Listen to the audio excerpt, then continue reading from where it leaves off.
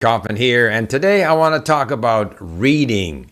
How to use reading to increase your vocabulary. I always stress the importance of varying our activities in language learning. I talked a bit about atomic habits and developing good sort of learning habits that keep you going without necessarily always worrying about the end of the road, fluency, whatever that might be. So we have to have good habits. We have to vary the kind of activity we do. And different activities help us in different ways, obviously.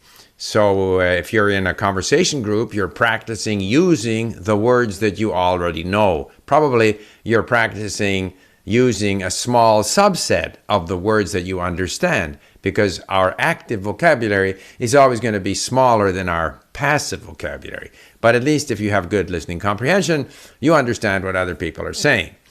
When we are listening, here again, we can only understand the words that we know. So listening is a way of reinforcing your passive vocabulary, improving your comprehension, all of which is very good things to do. In fact, I spend more time listening than any other activity because it's the easiest thing to do. I can do it anytime, anywhere. But reading is where we can acquire new vocabulary. And I'm going to talk a bit about extensive reading versus intensive reading and how it helps us acquire new words. So in a way, the ultimate experience in extensive reading is to read a book, a paper book. You have no distractions, you can't go anywhere, you're there with the book, words you don't know, you just let them go by you, and you're experiencing reading the language. You're experiencing converting various characters on a piece of paper into meaning. Very valuable. I've always felt that, when I reach the stage where I can read a novel in a language I'm learning, I have reached a major milestone. And I very often hear people say, well, I can read well, but, I can't understand when I hear people speaking, or I have trouble using the language. And then I say to those people, have you read a novel in the language you're learning? And very often the answer is no. I mean, you have to get to the point where you can read novels and read widely, not just newspaper articles, but, a book. It doesn't have to be a novel, by the way. It can be nonfiction for that matter. So that's extensive reading on paper.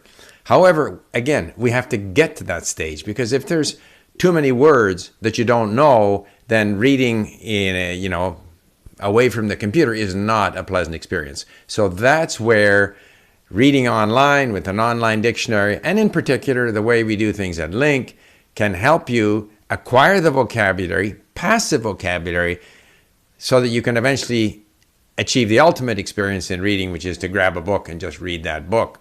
So I consider reading online, looking words up, saving words, that sort of, call it LingQ reading experience, is like mining the language. Mining for gold, mining for minerals, mining for vocabulary, bringing that vocabulary in. Initially, it's in there somewhere, you can't retrieve it. You see that word again in a different context or many different contexts. Slowly, it becomes part of your passive vocabulary, and eventually, over time, some of that vocabulary will become active vocabulary that you can use. So, extensive reading, which is, by the way, something that Stephen Krashen constantly promotes. There's all kinds of experience which shows that even if we're not consciously looking up words, if we are reading widely, extensively, we're getting more and more familiarity with the language. Eventually, some of that vocabulary is naturally going to become known to us as passive vocabulary, simply because we've seen it in so many different contexts that we get a sense of the meaning. I prefer to look things up because I can have an erroneous idea of what the word means and stay with that for a long, long time. If I look it up, I may forget it, but eventually I'll probably get to a correct understanding of the scope of meaning of that word sooner if I have at least some opportunity to see, a translation of that word into English or into another language that I know very well. But even in terms of reading content, for example, my Persian tutor sent me an eBook, and I can import that eBook, essentially with one click into LingQ. So I've got the whole eBook socked into LingQ. Now, Unfortunately, I don't have audio for that ebook. That would be even better, because then I could be reinforcing my mining activity with, listening while doing other chores. I don't have that. However, this book that I got, this ebook, it's still sort of difficult for me. So I can go at it again within my extensive reading of this book. I can go at it intensively or extensively.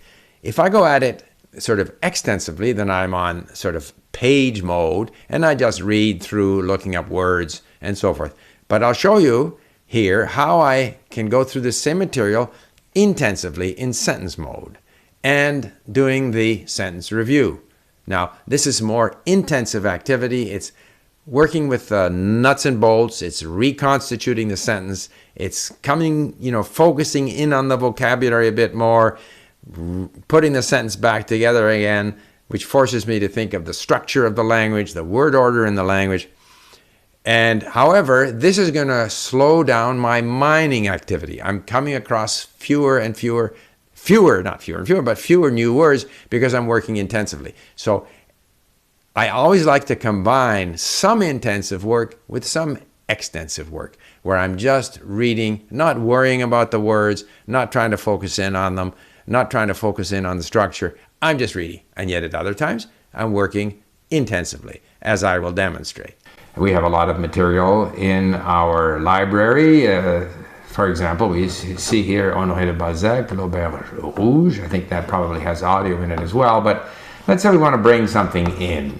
So we can go, for example, if you Google Alphonse Daudet, Lettres de Montmoulin, for example, you'll get to Gutenberg.org in many cases.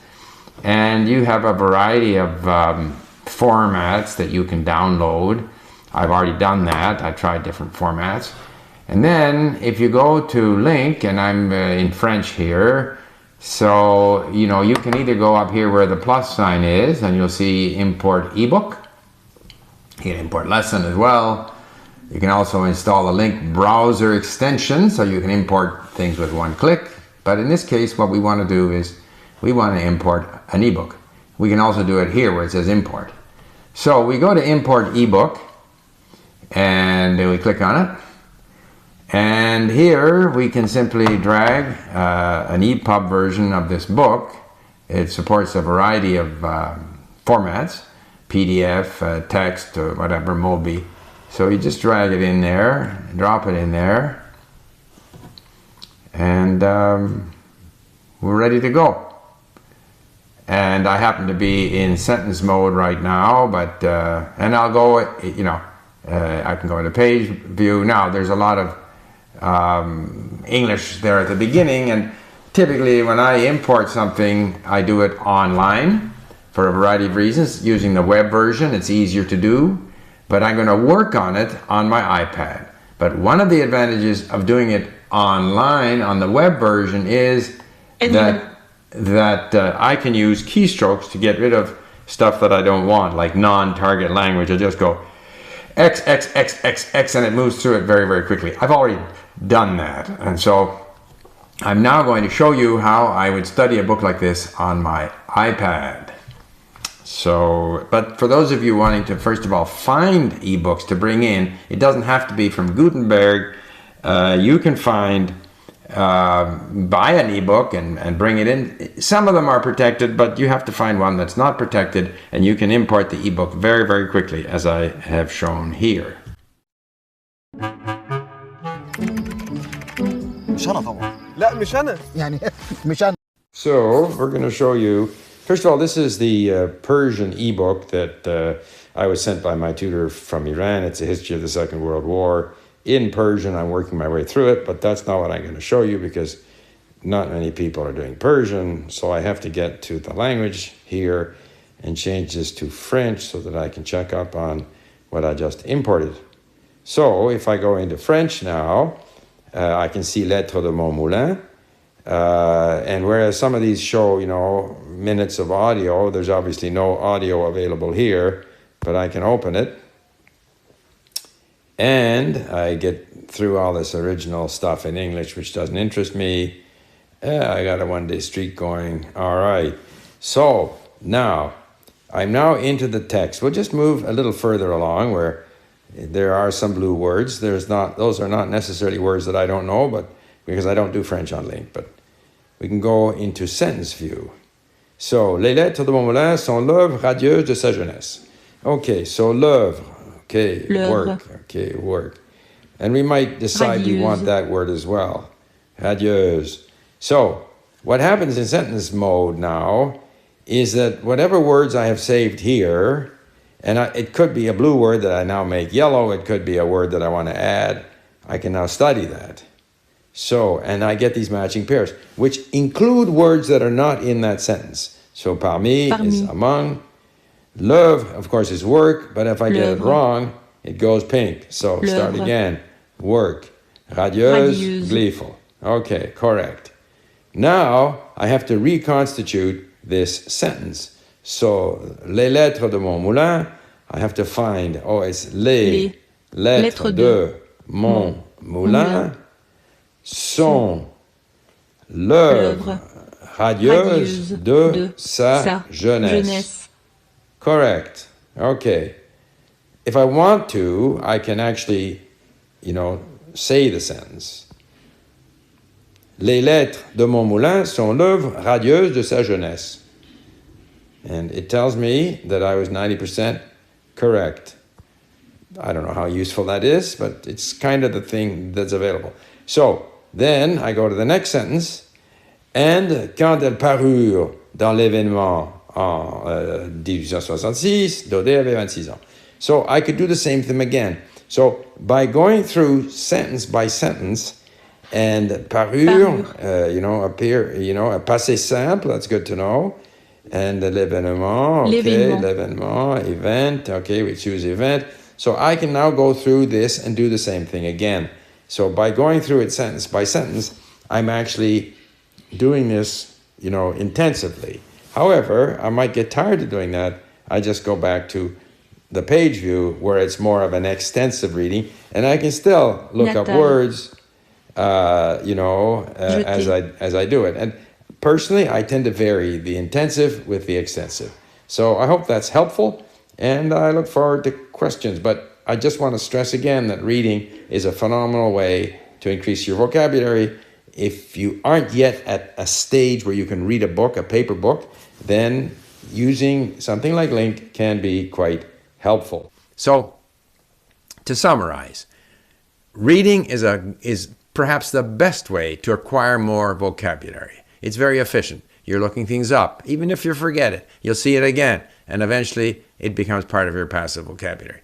So, but reading can be done extensively or intensively. And I think it's best to vary extensive reading with intensive reading. Maybe you spend more time on extensive reading, but you should probably be guided by what you feel like doing. Because if you enjoy the activity that you're involved in, you're more likely to stay with it. You're more likely to learn if you're enjoying the activity. So, just some thoughts here. I have spoken about reading before, so I'll leave you with a couple of videos that talk about reading. But I think reading is sort of the killer app for acquiring new vocabulary. Thank you for listening.